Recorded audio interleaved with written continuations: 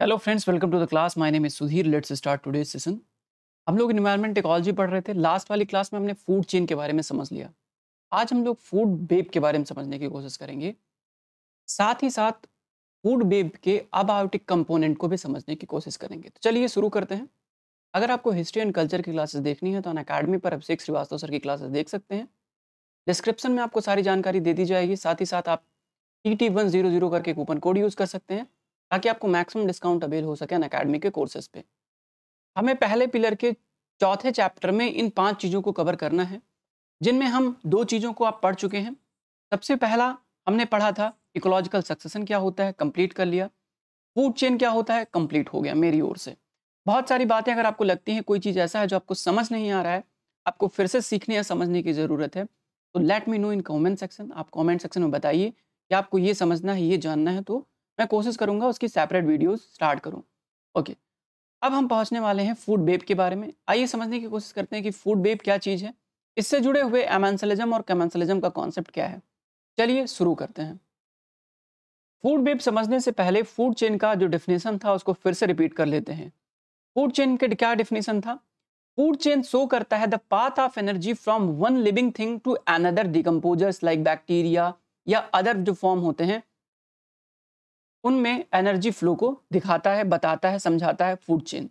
Transfer of food energy, देखिए यहाँ पे ऊपर देखिए, transfer of food energy from green plant through a series of organism with repeated eating and being eaten link is called food chain.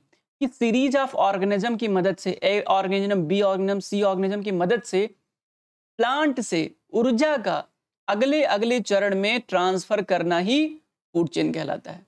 अब इसमें क्या है कि एक से दूसरे में गया, दूसरे में तीसरे में गया, तीसरे से चौथे में गया, इस प्रकार एक सिंगल चेन बन रहा है और चेन की मदद से ऊर्जा का ट्रांसफर हो रहा है ताकि सभी ऑर्गेनिज्म जिंदा रह सकें। अब फूड वेब में क्या होता है? फूड वेब में यहां पे आके समझिए, फूड वेब में क्या होता है कि फूड वेब में सिर्फ single path of energy transfer नहीं होता है, मल्टीपल इंटरलिंक्ड फूड चेन होते हैं, उसी को फूड वेब कहा जाता है। Multiple interlinked food chain food web को बनाता है। मतलब सिर्फ एक पाथ नहीं है ऊर्जा ट्रांसफर, एक घास को चूहा ने खाया, चूहे को जो है उल्लू ने खा लिया, ऐसा नहीं। देखो इसके पास कितने सारे लोग हैं। अब मान लो ये गिद्ध है और उस तक अगर ऊर्जा पहुंचानी है, ठीक है, या बाज है, ठीक है, गिद्ध बाज है, हॉक है, ठीक है, तो हॉक जो है, ये हॉक या बाज, बाज तक अगर एनर्जी ट्रांसफर होनी है तो कई सारे फूड चेन मिलकर भी इस बाज को खाना खिला सकते हैं। जैसे देखो ये ग्रीन ग्रास है, ग्रीन ग्रास है, ग्रीन ग्रास को कौन कौन खा सकता है? ग्रास ऊपर भी खाएगा, ये रैट भी खाएगा और रैबिट भी खाएगा, ठीक है। अब ये हॉक को बहुत सारे लोग खा सकते हैं। इस रैबिट को कौन खा सकता है? रैबिट को भी ये हॉक खा सकता है, इस चूहे को भी हॉक खा सकता है, और ये ग्रासहॉपर को फ्रॉग खाएगा और फ्रॉग को स्नैक खाएगा और स्नैक को भी ये हॉक खा सकता है। समझ रहे कितने सारे चेन्स बन गए। तो हॉक को जिंदा रहने के लिए, बाज को जिंदा रहने के लिए कितने सारे पॉसिबल वेज हो गए, ठीक है, बहुत सारे पॉसिबल वेज हो गए। इसी पॉसिबल वेज को, possible path of energy flow, energy flow के जो पॉसिबल पाथ होते हैं उसी को रिप्रेजेंट करता है क्या? Food web.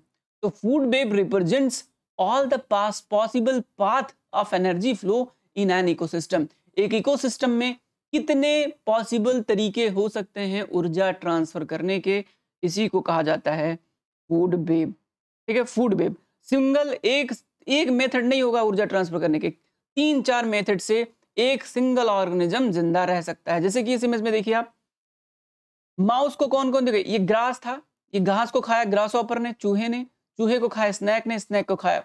ये सेम वाला, वही वाला इमेज है, थोड़ा अच्छे क्लियर फॉर्मेट में ये पीछे वाला था, ठीक है, सेम इमेज है। कहानी सिंपल सी है कि भाई पॉसिबल बेस खोलिए, यानी कि प्रोवाइड कीजिए एक से ज्यादा अल्टरनेट फॉर फूड। फूड के लिए एक से ज्यादा विकल्प प्रोवाइड करना ही फूड वेब का काम है। और कभी भी अब जैसे मान लो सपोज करो कि एक सिंगल चेन होता और कोई एक ऑर्गेनिज्म मर जाता, जैसे मैंने जेठालाल और बाघा के सिनेरियो में समझाया था आपको कि अगर बाघा मर गया तो पूरा जेठालाल भी मर जाएगा। सपोज करो कि अगर सिंगल चेन होता इस हॉग को जिंदा रहने के लिए सिंगल फूड ही खाता, कि देखो घास को खाता रैबिट, रैबिट को खाता बाज, ठीक है, और किसी कारणवश अगर ये खरगोश मर गया होता तो क्या बाज नहीं मर जाता? बाज मर जाता। लेकिन चूंकि फूड वेब के तहत और सारे पॉसिबल बेस से जिंदा रह सकता है ये हॉक, ये बाज, तो ये मरेगा नहीं। हालांकि सर्वाइबिलिटी का रेशियो कम हो जाएगा इसका, कि हाँ जहां आसानी से उसको खाना मिलता था अब थोड़ा और डिफिकल्टी होगी, ज्यादा मेहनत करनी पड़ेगी, लेकिन ये जिंदा रहेगा।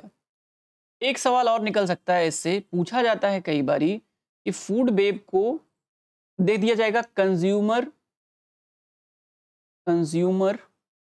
Resource system, consumer resource system. तो फूड वेब का एक और नाम है, क्या है? Consumer resource system. ठीक है, याद रखना ये बात, आपको काम लगेगी। तो एक नेचुरल इंटरकनेक्शन है, आप फूड चेन का एक नेचुरल इंटरकनेक्शन है, जो एक पर्टिकुलर जियोग्राफिकल रिप्रेजेंटेशन में कोई ऑर्गेनिज्म क्या क्या चीजें, उसके पास क्या क्या ऑप्शन अवेलेबल है, दाल है, चावल है, साग है, भरता है, या नॉनवेज है, तो वो जो पॉसिबल वेज है खाने के, सर्वाइबिलिटी के जो पॉसिबल वेज हैं उसको रिप्रेजेंट करता है ये फूड वेब। आई होप कि आपको कॉन्सेप्ट समझ में आया होगा। फूड वेब बहुत बुरी तरीके से प्रभावित हो रहा है, इसका जो मेजर रीजन है वो है ह्यूमन एक्टिविटी। ह्यूमन यानी एंथ्रोपोजेनिक फोर्सेस के द्वारा बहुत सारी डेवलपमेंट होने की वजह से बहुत सारे ऑर्गेनिज्म मर रहे हैं, टेम्परेचर बढ़ने की वजह से, या फिर इन्वायरमेंट में, या फिर नेचर में, या फिर अर्थ में चेंजेस करने के कारण बहुत सारे ऑर्गेनिज्म खत्म हो गए। उन खत्म होने के कारण से ये फूड वेब कमजोर हो रहा है, प्रभावित हो रहा है।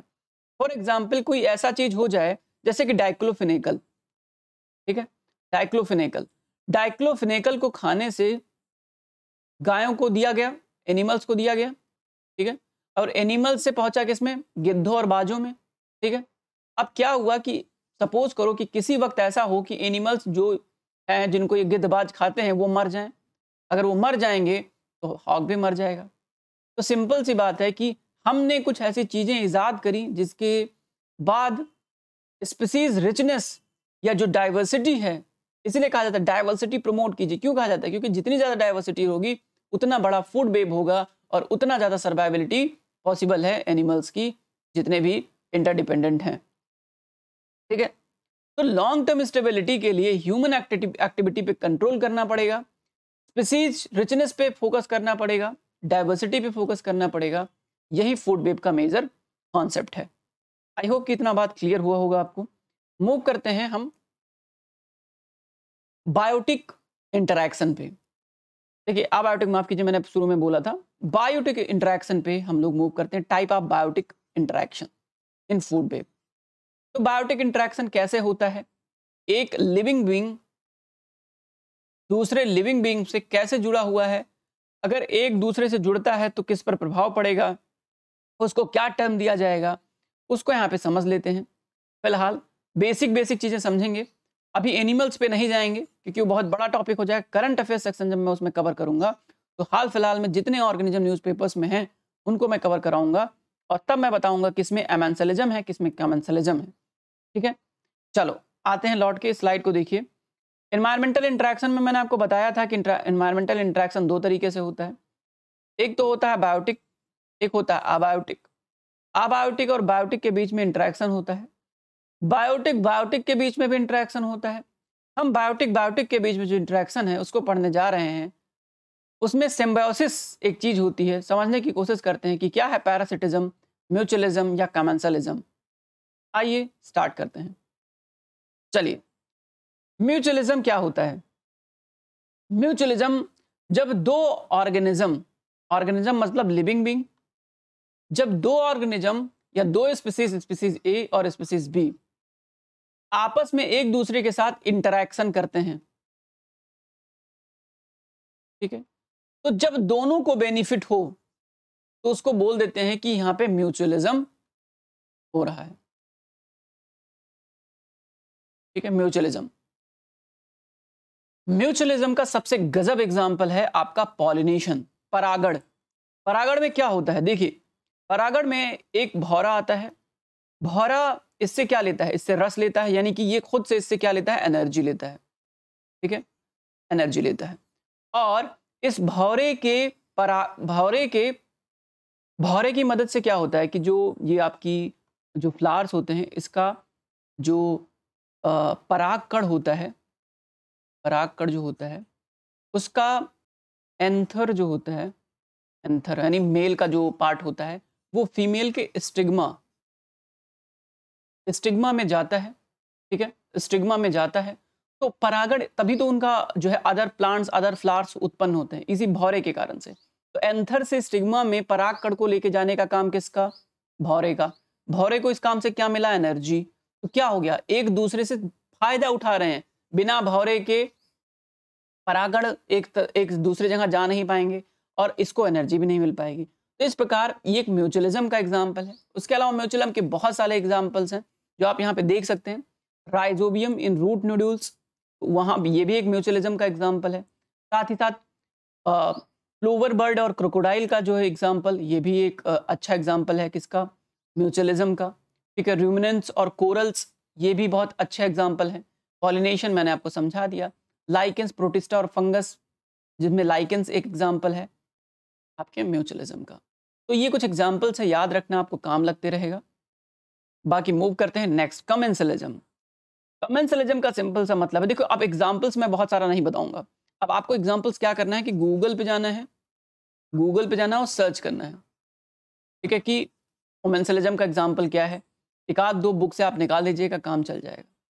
कमेंसलिज्म का दूसरा, स्पीसीज ए प्रभावित होगी, ए स्पीसीज को बेनिफिट होगा।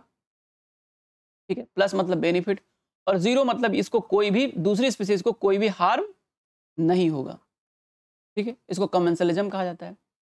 प्रोटो कॉपरेशन एक प्रकार का म्यूचुअलिज्म का ही एग्जाम्पल है। फिर आता है एमेंसलिज्म। एमेंसलिज्म क्या होता है कि एक को हार्म नहीं होगा और दूसरे को नुकसान हो जाएगा। एक तो एकदम स्थिर रहेगा, न्यूट्रल रहेगा, लेकिन दूसरे को क्या हो जाएगा? नुकसान हो जाएगा। ठीक, फिर आता है पैरासिटिज्म। पैरासिटिज्म क्या होता है? एक को फायदा, दूसरे को नुकसान।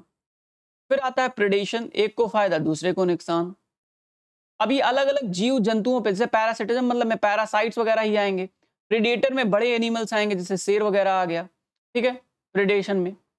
कैनाबिलिज्म में क्या होता है? एक को फायदा, दूसरे को नुकसान। प्लांट में होता है ये। ठीक है, फिर कंपटीशन में क्या होता है? दोनों को नुकसान होता है। ठीक है, दोनों स्पीसीज को नुकसान होगा कंपटीशन में। तो ये एक बायोटिक इंट्रैक्शन था। ठीक है, बायोटिक इंट्रैक्शन था किसका? मैंने आपको पहले बताया कि फूड वेब में इस प्रकार एक बायोटिक इंट्रैक्शन होता है जो एक दूसरे को प्रभावित करता है। दो स्पीसीज आपस में प्रभावित होती है, दो पॉपुलेशन आपस में इंटरेक्ट करते हैं, उसके कारण से बहुत सारा प्रभाव पड़ता है एक दूसरे के ऊपर। तो ये समझाना था। आई होप कि इतनी बात समझ में आई होगी। Let me know in comment section कि आपको चीज़ें समझ में आई कि नहीं, और कितने डिटेल में चाहिए आपको चीज़ें, मुझे कमेंट सेक्शन में आप बता सकते हैं। मेरे हिसाब से इतना ही। बाकी अब स्टार्ट होगा हमारा पिरामिड की कहानी। ठीक है, बायोमास, पिरामिड, नंबर, ये सब स्टार्ट करेंगे। तो मिलेंगे नेक्स्ट वीडियो में। Thank you so much for watching.